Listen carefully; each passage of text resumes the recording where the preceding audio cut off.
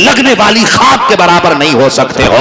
उनकी जिंदगी देखिए, कहते हैं जिसका जो हक है मुझसे ले ले। मेरे नबी करीम सरवरे कौनैन सल्लल्लाहु तआला अलैहि वसल्लम फरमाते हैं, उकाशा अपना हक ले लो। जैसे इतनी बात मेरे नबी ने कही है। उकाशा कहते सरकार जब आपने मारा था तो वो कोड़ा था। सरकार फरमाते हैं बिलाल का जी या रसूल अल्लाह, जाओ जल्दी से मेरी बेटी फातिमा के घर चले जाओ और जाकर के उनसे कोड़ा लेकर के आ जाओ। हजरत बिलाल गए हैं रोते हुए, दरवाजे पे दस्तक हुई, अंदर से आवाज आई मन दक्कल बाब। दरवाजे पे कौन है, किसने दरवाजा बजाया है? कहते हैं सैयदा बिलाल आया है। कहा किस लिए आए हो? कहा आपके बाबा ने कोड़ा मंगाया है। इतना सुनना था। सैयदा कहती है क्या जरूरत पड़ गई कोड़े की? कहा सैयदा बात यह है कि उकाशा के बदन पे धोखे से कोड़ा लग गया था, आज वो नबी से बदला लेना चाहता है। इतना सुनना था। सैयदा फौरन दौड़ी अपने दोनों शहजादों की तरफ। हसनैन करीमैन मुसल्ले पे भी सोए हुए हैं। आपने कोड़ा बाद में उठाया, शहजादों को पहले उठाती है और उठाने के बाद दोनों बेटों को सीने से लगाया। तवज्जो से सुनना इस बात को, अंदाज़े बयां मेरा बहुत शौक नहीं है, शायद कि उतर जाए तेरे दिल में मेरी बात। हजरत फातिमा ने शहजादों को उठाया है और उठाने के बाद अपने बेटों को सीनों से लगाया। शहजादों ने माँ की आंख में आंसू देखे हैं। माँ रोने की वजह क्या है? कहा बेटे आज फातिमा कुछ मांगना चाहती है। बच्चों ने कहा था माँ बताओ क्या मांगना चाहती हो?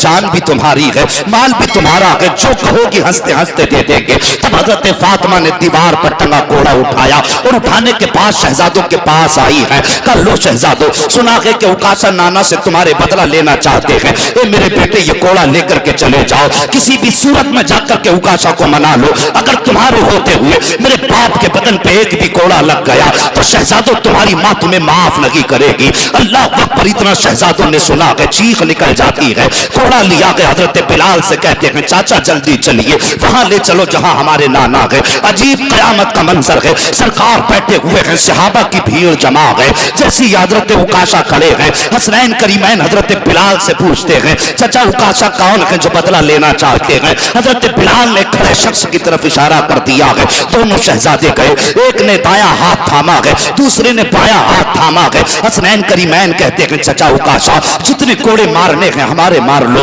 लेकिन हमारे नाना के कोड़ा मत मार देना। जितने चाहो मार लो, एक के बदले में 100 मार लेना, हम आह नहीं करेंगे, लेकिन हमारे नाना के बदन पे कोड़ा मत मार देना, हमारे नाना की तबीयत खराब है। इतना जैसी रो करके हसनैन करीमैन ने कहा है, सारे सहाबा इकराम की चीखें निकल जाती हैं। अबू बकर सिद्दीक आके आके कहते हैं उकाशा मेरी सफेद दाढ़ी का ख्याल कर, मेरी सफेद दाढ़ी की लाज रख ले, एक के बदले में 1000 मार ले, मेरे महबूब को तकलीफ ना दे। उकाशा कहते हैं पीछे हट जाइए, मेरे नबी ने यह मंजर देखा है। फरमाते सहाबा रास्ता खाली कर दो, मैदान छोड़ दो, आज उकाशा को बदला लेने दो। हजरत उकाशा हाथ में कोड़ा लेके बड़े हैं। शहजादों ने बढ़ के फिर दामन थाम लिया है। ए चाचा उकाशा अगर हमारे नाना के कोड़ा लग गया तो हम अपनी माँ फातिमा को जाकर के कौन सा मुंह दिखाएंगे? मेहरबानी करो हमारे नाना को कोड़ा ना मारो।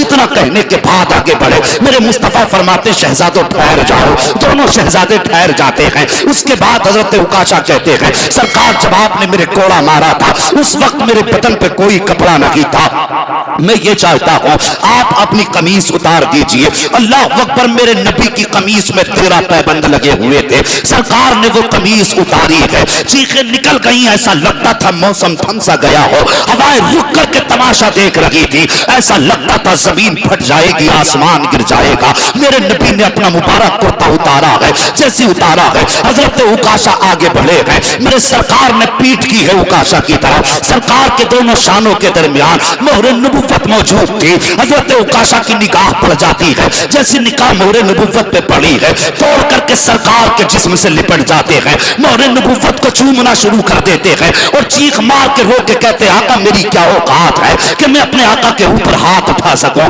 सरकार हमें तो वकार आपने दिया है, हमारी इज्जतें तो आपसे महफूज हुई है, तो सरकार हम कौन होते हैं आपसे बदला ले सके? सरकार जान भी दे देंगे तब भी आपकी गुलामी का हक अदा नहीं हो सकता है। आका फरमाते उकाशा बता तो सही फिर तूने ये काम किस लिए किया है? उकाशा कहते आका आपको फरमाते सुना है कि जो भी मुस्तफा के जिस्म से टच हो जाएगा उस जिस्म को जहन्नम की आग नहीं जलाएगी। सरकार में ये चाहता था कि आपका जिस्म मेरे मेरे जिस्म से लग जाए। आज मेरा जिस्म आपके जिस्म से लग गया है, नबुव्वत के लबों पे मुस्कुराहट आई है।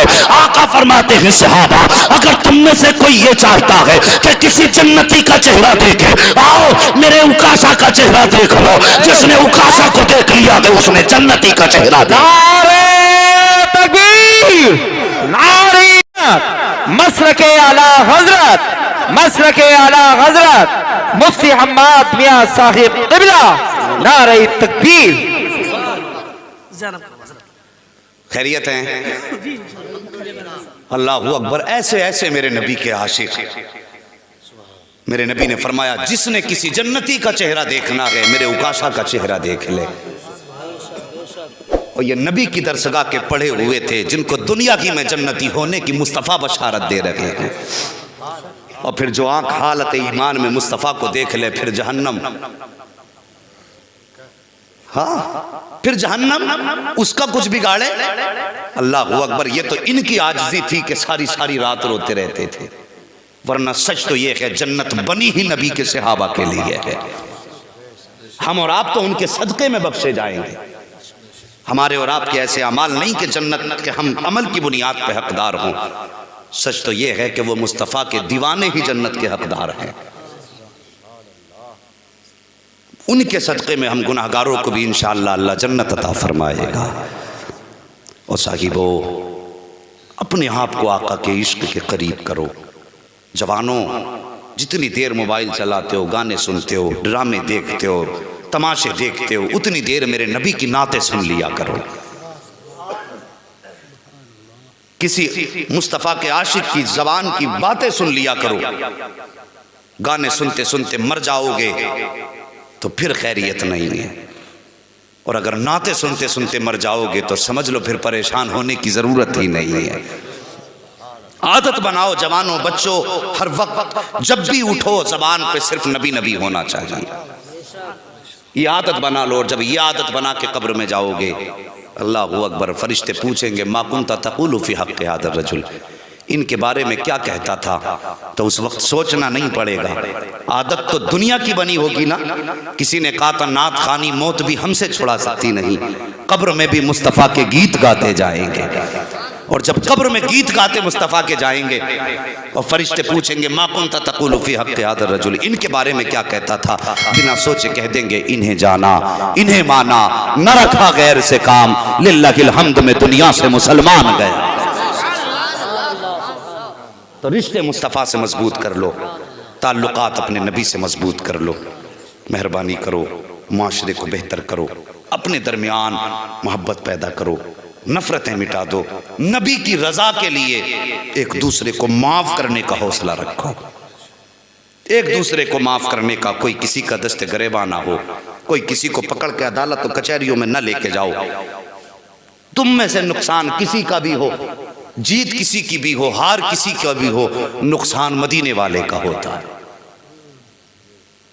मैंने माना कि मैं आगे हूं केस में, तो पैसा तो गया ना, आका की उम्मत का पैसा गया ना। तो मेहरबानी करो, सरकार के उम्मती होने के लिहाज से एक दूसरे को माफ करने का जज्बा रखो। कोई किसी को घसीटने का, नीचे करने का जज्बा नहीं। ये सोचा करो बस हम वो करेंगे जिससे खुदा भी राजी होगा, मदीने वाला मुस्तफ़ा भी राजी होगा। बड़ी कुर्बानियों के बाद ये दीन हम तक पहुंचा है, बड़ी मशक्कतों के बाद। हमने तो जाना ही नहीं दीन कितनी मुसीबतों से हम तक पहुंचा है। नबी की बेटी हजरत फातिमा ज़हरा की बातें तो अक्सर सुनी हैं। आज नबी की बड़ी बेटी सैयदा ज़ैनब की दास्तान सुन लो। 10 मिनट का वक्त देंगे अभी।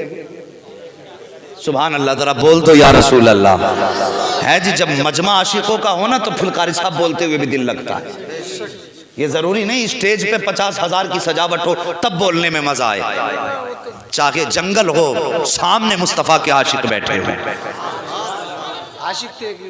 हाँ, एक भी बहुत है। अगर एक आशिक सामने हो तो यार जिंदगी गुजर जाएगी नबी की बातें करते करते।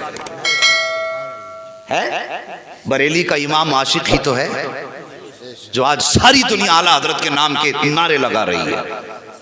वजह क्या थी? उन्होंने जिंदगी नबी के नाम कर दी और नबी ने सारी दुनिया इमाम अहमद रजा के नाम कर दी है। हाँ, ये सच्चाई है। अब तवज्जो कीजिए, नबी की बेटी, आओ तो मैं बताऊं कितनी कुर्बानियां सहाबा ने और मुस्तफ़ा के चाहने वालों ने दीन के लिए दी है। हमारा तो कुछ लगा ही नहीं इस्लाम पे, हमें क्या पता हो कि इस्लाम कैसे आगे बढ़ा। अभी मेरे नबी ने ऐलान नबुव्वत नहीं फरमाया, नबी की बड़ी साहबजादी हजरत ज़ैनब रज़ी अल्लाह तआला अन्हा, आप उनका निकाह ऐलान नबुव्वत से पहले ही कर चुके थे। उस वक्त कलमा नहीं था, जिस वक्त ऐलान किया था इस्लाम का ऐलान नहीं हुआ था। ये बात समझ लें, पहले बेटी का आप निकाह कर चुके हैं। अब जैसे ही मेरे नबी ने मक्के वालों को जमा करके फरमाया इन्नी रसूलुल्लाह, ओ मक्के वालों मैं अल्लाह का रसूल हूं, तो जितने मक्के वाले थे सारे नबी को तन्हा छोड़ के चले गए थे।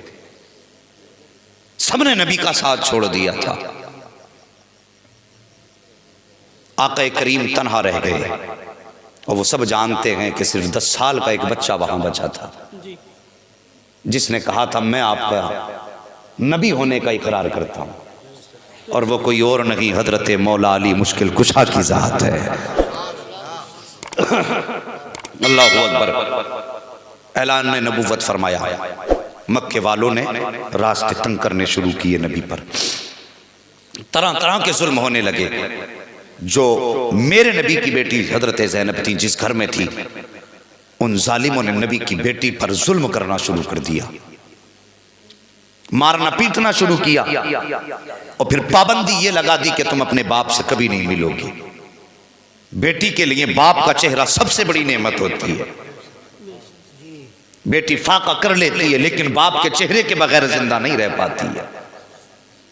बेटियां होती हैं ये जो बाप के बगैर जिन्हें जिंदगी अच्छी नहीं लगती, मगर मेरे नबी की बेटी अल्लाहु अकबर पाबंदी लगा दी गई कि अपने बाप से नहीं मिलोगी। मेरे नबी की बेटी जब कभी सरकार निकलते तो छुप छुप के अपने बाप का दीदार कर लिया करती थी। जब तक सरकार मक्का शरीफ में रहे तब तब कभी कभी दीदार हो जाया करता था, लेकिन मेरे सरकार हिजरत करके जब मदीना तशरीफ ले आए, अब तो कोई आसरा ही नहीं रह गया था, ना कोई सहारा था मदीने में। अब तक हजरत ज़ैनब के लिए तसल्ली के लिए इतना काफी था कि मेरे बाप मक्के में मौजूद हैं, लेकिन जब सरकार हिजरत करके आ गए अब तो ये आसरा भी खत्म हो चुका था, ये सहारा भी खत्म हो चुका था। नबी की बेटी रोया करती थी, छुप छुप के अपने बाप को सदाएं दिया करती थी। अल्लाह अकबर। नबी की शहजादी पर पाबंदियां और जुल्म ज्यादती की इंतहा।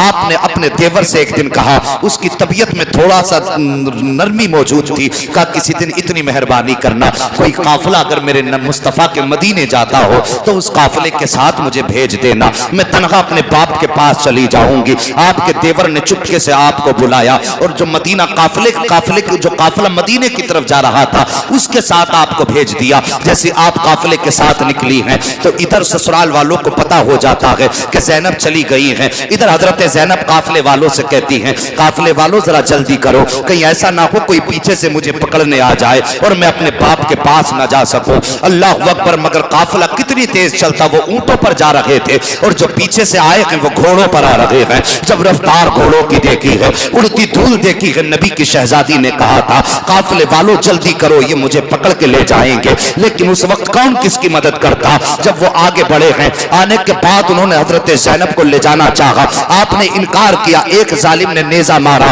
जो नबी की बेटी के शिकम में आके लगा। आप उम्मीद से थी, नबी की शहजादी का खून बहना शुरू हुआ है, शिकम में नेजा है। वो जालिम उसी तरह घसीट करके नबी की शहजादी को वापस लेकर के जा रहे हैं। यार सोचो तो सही साहिब, जरा सोचो दिल पे हाथ रखकर, ये किसकी बेटी है? ये उसकी बेटी है जिसने कायनात की बेटियों को इज्जतें अता फरमाई है। ये उसकी बेटी है जिसकी बेटियों के सदके में तेरी मेरी बेटी बख्शी जाएगी। ये उस नबी की बेटी है जिसकी बेटी के सदके में हम तुमको जन्नत से नेमतें और जन्नत